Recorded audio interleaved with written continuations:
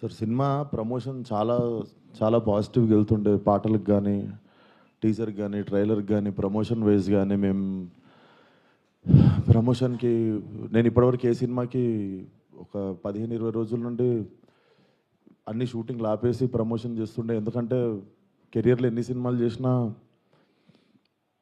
ఇది special cinema కావాలని దీనికి పెట్టిన ఎఫర్ట్ ఎక్కువై ఉండొచ్చు. బేసిక్గా అమ్మాయి వేషం వేసుకోవడానికి మెంటల్లీ నేను గోత్రూ చేసింది అన్నీ నా పర్సనల్. అది ఇప్పుడు సినిమా హిట్ అయినప్పుడు అన్ని లెక్కలు పనికొస్తాయి కానీ బట్ రిలీజ్కి ముందే సినిమాకి ఇది నైట్ నేను చూశాను సార్.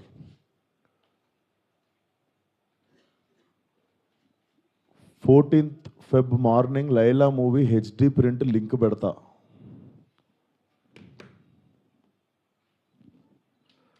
వీడి ఖాతాలో ఇంకొకడు బలి పాపం అంటే 25,000 ట్వీట్లు వేశారు బాయ్కాట్ లైలా అని చెప్పి. Boys get ready boycott Laila అంటే నాకు అర్థం కావట్లేదు సార్. వీడి ఖాతాలో ఇంకోటి బలి అంటే ఖాతాలో బలి ఎందుకు కావాలి సార్? నేను అంటే మేము ఒక సినిమా తీసినప్పుడు 100 మందిలో ఒకడు తప్పు చేస్తే 99 మందిని మనము ఎలిమినేట్ చేసేద్దామా అంటే నాకు ఒక రకంగా కూడా అనిపించేది ఏంటంటే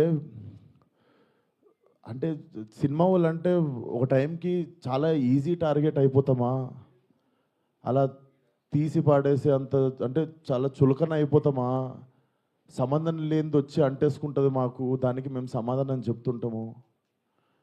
ఆ వ్యక్తి అది మాట్లాడినప్పుడు ఆ వ్యక్తి అనుభవం అంత ఉండదు సార్. నా వయసు నాది 29, 30 వస్తే మార్చి వస్తే ఆ వ్యక్తి అది మాట్లాడుతున్నప్పుడు నేను కానీ ప్రొడ్యూసర్ గారు కానీ చిరంజీవి గారు వస్తున్నారంటే రిసీవ్ చేసుకోవడానికి బయటికి వెళ్ళాము. తిరిగి వచ్చాము, ఈవెంట్ అయిపోయింది. ఇంటికి వెళ్ళేదాకా మాకు తెలియదు ఈ వ్యక్తి స్టేజ్ మీద ఏం మాట్లాడాడు. అండ్ మేము సినిమాలో అలాంటి సీన్ ఏం పెట్టలేదు. అతను లోపల వేసినప్పుడు ఎన్ని గొర్రెలు ఉంటాయో అతను సినిమా లాస్ట్ దాకా కూడా అన్నీ గొర్రెలు ఉంటాయి. అండ్ మాకు అతను మాట్లాడిన దానికి సినిమాకి వీటికి ఏం సంబంధం లేదు. మీరు అతని మీద కోపం మా సినిమా మీద చూపించడము, ముఖ్యంగా చాలామంది కష్టపడ్డాం సార్ ఈ సినిమాకి. అట్లా సినిమా రాకముందే చంపేయకండి. అండ్ మరీ అంత చిన్న అంత చులకనగా నాకు అర్థం కావట్లేదు ఏం మాట్లాడారు. బాయ్కాట్ లైలా అని 25 ట్వీట్లు ఏంటండి? 25,000 ట్వీట్లు ఏంటండి? మీకు ఈ టైంలో నేను ఒక్కసారి మిమ్మల్ని అడుగుతున్నా, జరిగింది ఎంత కరెక్ట్ అంటారో మీరే చెప్పండి సార్. ఇక్కడ చాలామంది ఉన్నారు. మీరు ఆయన మాట్లాడిన దానికి మీరు చెప్పండి సార్. మా సినిమా బాయ్కాట్ అని చెప్పి 25,000 ట్వీట్లు వేయడం కరెక్టా? మీరు ఒక్కసారి చెప్పండి సార్. అదే సార్, ఇప్పుడు ఈవెంట్లో ఇప్పుడు అందరికీ నేను ఇంట్లో కూర్చొని వాళ్ళ స్కూల్ ఫీజు నేను కట్టి వాళ్ళకి సంస్కారం నేర్పించలేదు కదా సార్. నేను వాళ్ళు ఏం మాట్లాడతారు అనేది మన కంట్రోల్లో ఉండదు కదా సార్. అవును సార్, అతనికి నేను నేర్పిస్తానా? అతనికి ఓ నాదే తప్పంటారు.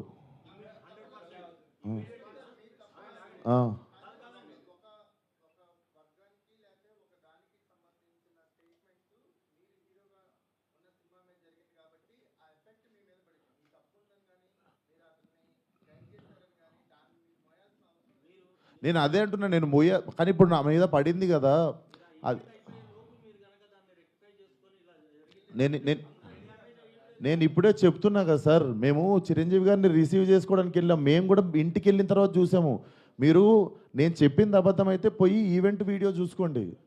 అతను మాట్లాడినప్పుడు మా మీద కెమెరా లేదు, ఎందుకంటే మేము లేము అక్కడ. నేను సావు గారు రిసీవ్ చేసుకోవడానికి వెళ్ళాం. మీకు తెలుసు ఎంత గోలగోలగా ఉంటుందో ఈవెంట్ అయిపోయింది, ఇంటికి వెళ్ళిపోయాము. ఇంటికి వెళ్ళిపోయిన తర్వాత చూసి షాక్. ఇది ఆయన ఎప్పుడు మాట్లాడండి, ఇది అసలు ఇవన్నీ ఎప్పుడు జరిగినాయి అని మేము షాకు. ఎందుకంటే ఈవెంట్ అయిపోయిన తర్వాత మేము కూర్చొని డిన్నర్ చేస్తున్నాము, అంత అయిపోయింది. ఇంటికి వెళ్ళిపోయిన తర్వాత సడన్గా ఈ హ్యాష్ ట్యాగ్ చూసి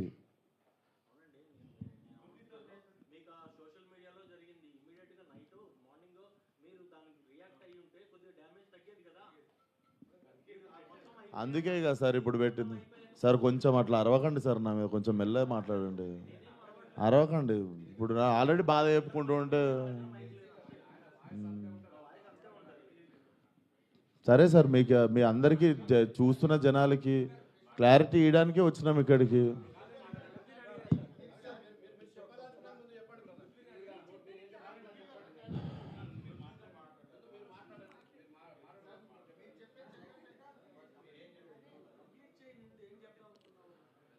సో అదే సార్, చాలా కష్టపడి తీసినాం సినిమా. ఇప్పుడు అది ఎంతవరకు న్యాయం? మాకు బాయ్కాట్ లైలా అని 25,000 ట్వీట్లు వేసి పొద్దున పూట హెచ్డి ప్రింట్ పెడతాం సినిమాది అని, వాడి ఖాతాలో వీడు బలి అని. నాతో ఏం శత్రుత్వం ఉంది బాస్ మీకు? నన్ను లాగితే ఏమొస్తుంది చెప్పండి? అది మా మా మా కంట్రోల్లో జరగలేదు. నేను చెప్తున్నా, సావు గారు కానీ నేను కానీ మా ఎదురుంగి జరిగి ఉంటే మేము అప్పుడే వెళ్ళి మైక్ గుంజుకునేటోళ్ళం, చేతులకి వెళ్ళి పక్కా చేసేటోళ్ళం. అది మేము కూడా ఇంటికి వచ్చాక చూసుకున్నాం, ఎందుకంటే బయటికి గెస్ట్ని రిసీవ్ చేసుకోవడానికి వెళ్ళాం, తిరిగి వచ్చాము. తిరిగి వచ్చేలోపు ఇది జరిగింది. అదే సార్. Thank you.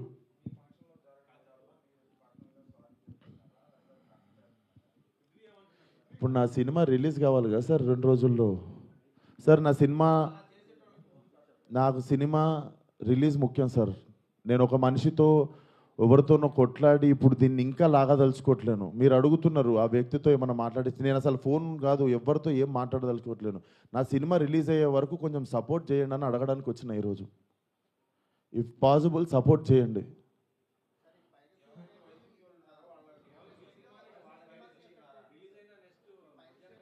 చెప్తున్నా సార్, ఇక్కడ ఓపెన్గా నాకు పెడుతురు కదా, ఓపెన్గా నాకు డైరెక్ట్ థ్రెట్ ఇస్తురు కదా. నేను అందరికీ చెప్పేది ఒకటే సార్, మా కంట్రోల్లో లేకుండా ఒక మనిషి చేసిన తప్పుకి మా సినిమాని బలి చేయకండి. ఇది కైండ్ రిక్వెస్ట్ అంతే మేము అడిగేది.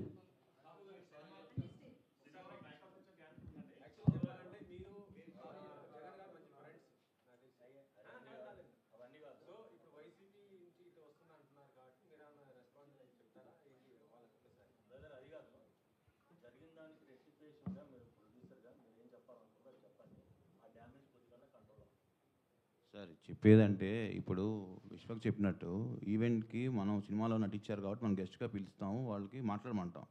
బట్ వాళ్ళు ఏం మాట్లాడతారు ఏంటనేది మనం కంట్రోల్ చేయలేము. అది యాక్చువల్గా మేము అక్కడ ఉన్నాం అనుకోండి, డెఫినెట్ కంట్రోల్ చేసేవాళ్ళం. అసలు మాకు తెలిస్తే అక్కడ మేము లేము. వీళ్ళు అప్పుడే తప్పు అని చెప్పి కరెక్ట్ చేసేటోళ్ళం. అప్పుడే సారీ చెప్పేవాళ్ళం మేము. అసలు ఇదేంటి పొలిటికల్ ఈవెంట్ కాదని నాకు తెలియలేదు కదా మాకు కూడా. ఏదండి అంటే యాక్చువల్గా అసలు ఆ టాపిక్ అక్కడ రాకూడదని చెప్తున్నాను. అది సినిమా ఈవెంట్, దాంట్లో పొలిటికల్. సార్ సారీ సార్, మా ఈవెంట్లో జరిగింది, మా స్టేజ్ మీద జరిగింది, మా ఈవెంట్లో జరిగింది. ఆ వ్యక్తికి నాకు ఏ సంబంధం లేదు. అతను నటించాడు సినిమాలో, కానీ నా ఈవెంట్లో జరిగింది కదా, నేను సారీ చెప్తేనే మీరు కూల్ డౌన్ అవుతారు అనుకుంటే సారీ సార్, ఎక్స్ట్రీమ్లీ సారీ. నా సినిమాని చంపేయకండి అంతే. మీకు కాదు సార్, వాళ్ళకే చెప్తున్నా సార్, మీకు కాదు. అండ్ ఆ గొర్రెలు అట్లా లెక్క ఏం లేదు, ఎన్ని గొర్రెలు ఉన్నాయి అన్ని గొర్రెలే ఉంటాయి, దాంట్లో అట్లాంటి లెక్క ఏం లేదు. అది సార్. అండ్ మేము ఏ వ్యక్తితో మేము మాట్లాడి దీన్ని ఇంకా లాగదలుచుకోలేదు. ప్లీజ్ మా సినిమాని 2 రోజుల్లో జనాల్లోకి వెళ్తుంది. సపోర్ట్ లైలా అంతే. Thank you.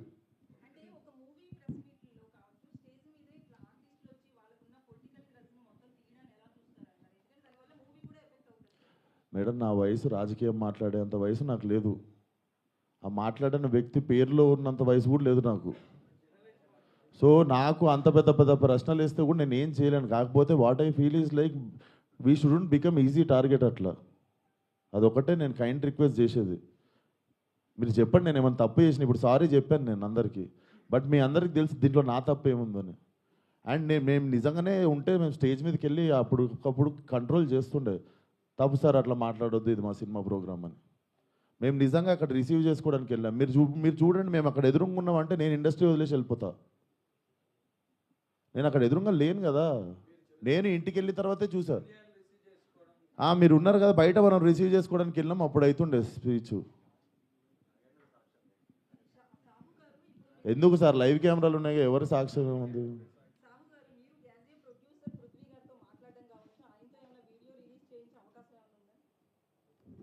ఏమండి ఇప్పుడు అది సినిమాకి సంబంధం లేని టాపిక్ ఫస్ట్ థింగ్. ఇప్పుడు ఏంటంటే